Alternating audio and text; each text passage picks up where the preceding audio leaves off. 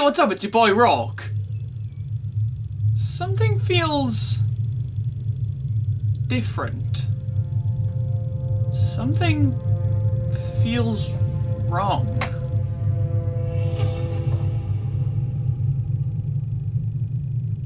Hello? Who's there?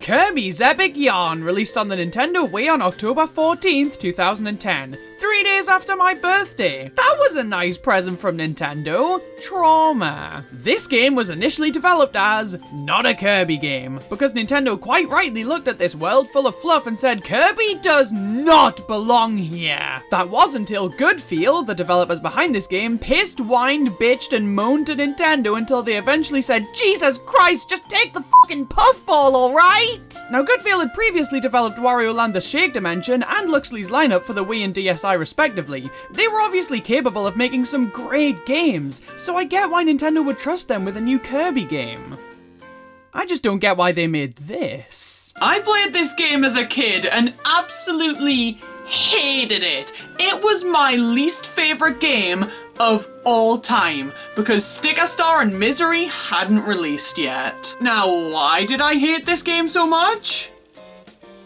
I don't know, but I trust 7-year-old Rawk's judgment. He adored Pokepog Wii, so he clearly knew what a good game looked like, and he decidedly reached the conclusion that this wasn't it. I'm scared. Kirby's Epic Yarn opens up just like any Kirby game, with gluttony. Kirby spots a Metamardo sitting on a bush, and his attempt to eat it summons a wizard.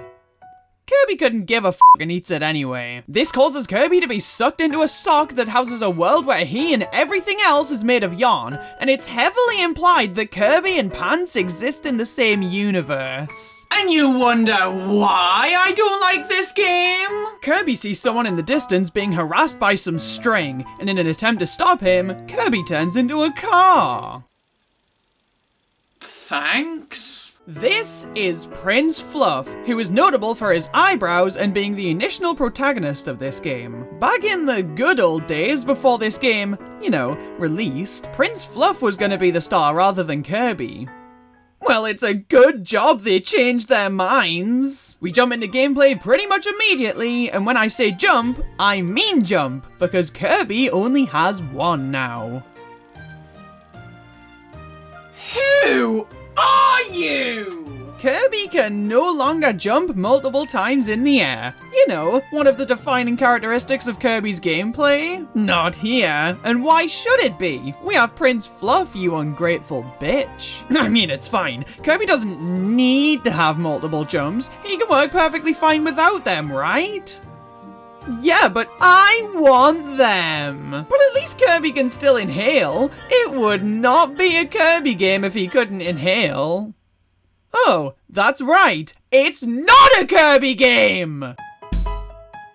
Even my controller batteries want to die while playing this game. Alright, we're off to a great start here. 2 of Kirby's defining abilities are gone. And what's in their place? Something adorable and something really well animated. But neither of those descriptions tell me how they work in a gameplay sense. So I'm gonna play through a level and see how I feel.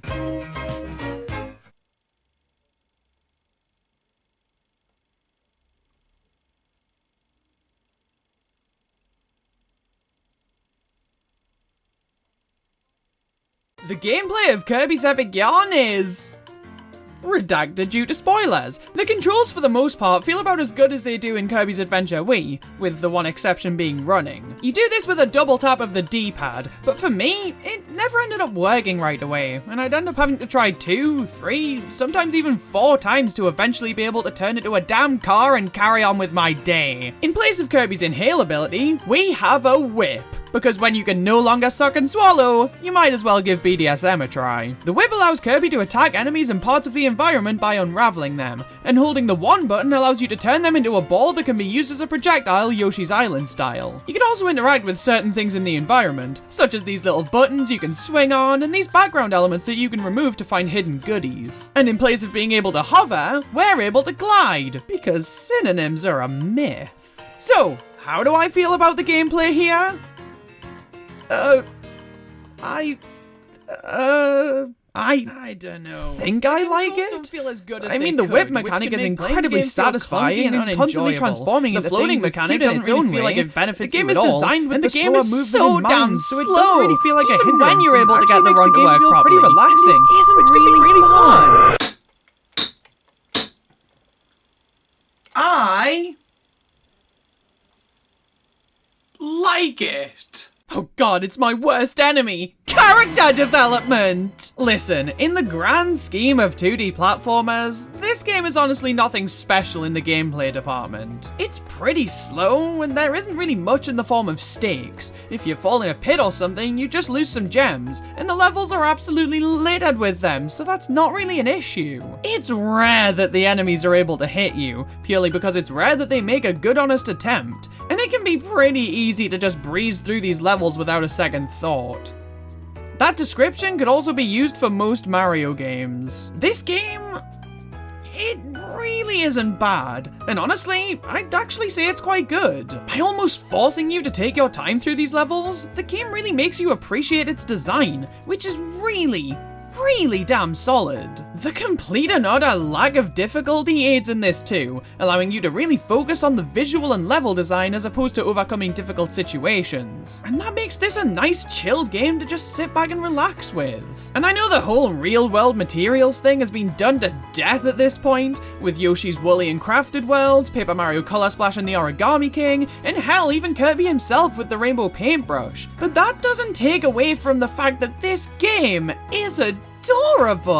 Interestingly, the style of this game is incredibly similar to a Japanese ad for Kirby's Adventure way back on the NES, which is so cool to me, and the overall execution of the style here is wonderful. This is made all the better by the sound design and storytelling. The soundtrack makes heavy use of the piano, which really aids in giving this game a soft, cozy feel. And the cutscenes are all narrated in a way that a parent might read a bedtime story to their child, which is honestly incredibly endearing. I think the PAL localization of this is a lot better though. I could just be biased, but it feels much better executed with a British accent.